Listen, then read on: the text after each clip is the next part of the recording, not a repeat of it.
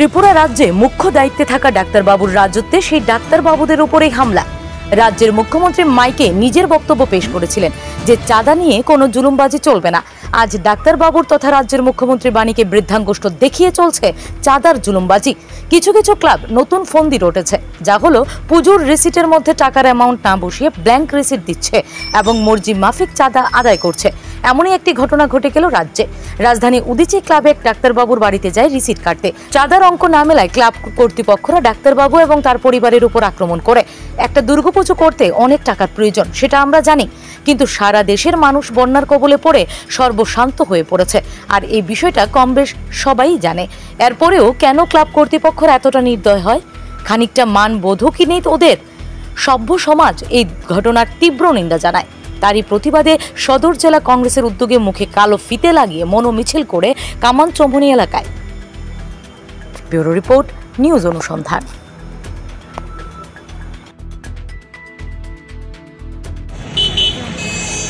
আমরা লক্ষ্য করছি গোটা রাজ্য জুড়ে ক্রমশ অরাজকতা বাড়ছে, একটা ভয়ঙ্কর অবস্থা বিরাজ করছে।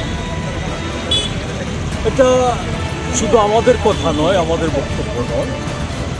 রাজ্য স্বরাষ্ট্র দপ্তরের গত 6 মাসের যে পরিসংখ্যান, সেই পরিসংখ্যানে দেখা যাচ্ছে রাজ্যে গড়ে মাসে 8 জন মানুষ খুন হচ্ছে।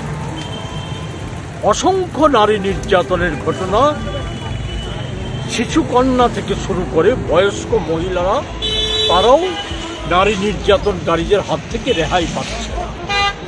নারী ধর্ষণ, অপহরণ, খুন, আচ্ছার ঘটছে, এই সমস্ত ঘটনাগুলি ঘটছে। চুরি, ডাকাতি, রাহাজানি, ছিনতাই, এই সমস্ত কিছু ঘটছে।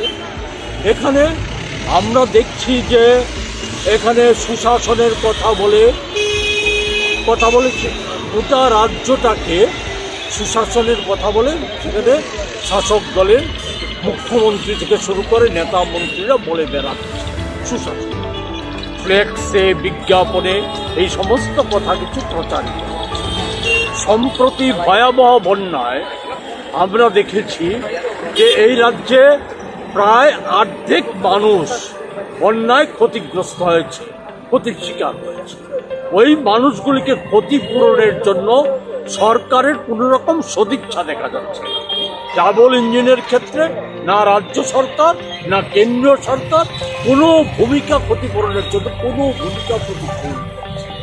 এমনতর অবস্থায় যখন রাজ্যের মানুষের নাবিশ্বাস উঠে যাচ্ছে, তখন উৎসব আসন্ন, শারদ উৎসব সহ উৎসবের মাস আসন্ন, সেই জায়গায় দাঁড়িয়ে কোথায় এই গোটা রাজ্যের মানুষের এই অবস্থার মধ্যে দাঁড়িয়ে কিছু রিলিফ দেওয়া প্রয়োজন, এইগুলি না করে সেখানে মরার উপর খাড়ার ঘাড় মতো রাজ্য সরকার আমরা দেখেছি বিদ্যুৎ মাশুল বাড়িয়ে দিচ্ছে।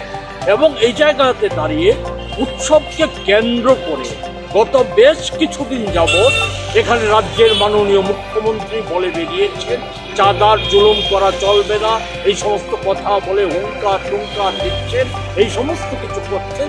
কিন্তু আমরা দেখছি না আইন শৃঙ্খলা রক্ষার প্রশ্নে, না রাজ্যের মানুষকে সুশাসন দেওয়ার প্রশ্নে মুখ্যমন্ত্রীর কথা কার্যত কেউ গ্রাহ্য করছে না, কোথাও কি করছে না।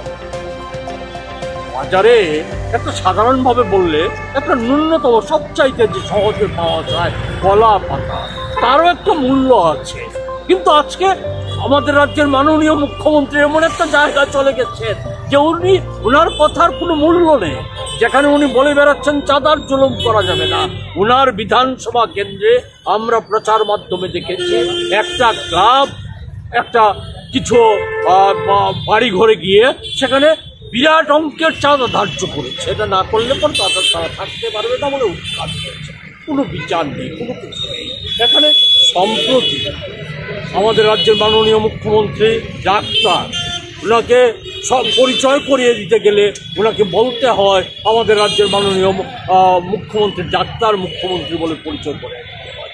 উনি যেই বিভাগের ডাক্তার, সেই বিভাগের দন্ত ডাক্তার সম্প্রতি আগরতলা শহরের নাবির উপর শিবনগরে সেখানে স্বামী স্ত্রী ডাক্তার সরকারি চাকরি করে না, সেখানে প্রাইভেট প্র্যাকটিস করে কোনো রকমের জীবিকা নির্বাহ করছে, তাদের বাড়িতে চাঁদার নাম করে তাদের বাড়িতে দুর্বৃত্তরা হামলা চালিয়েছে।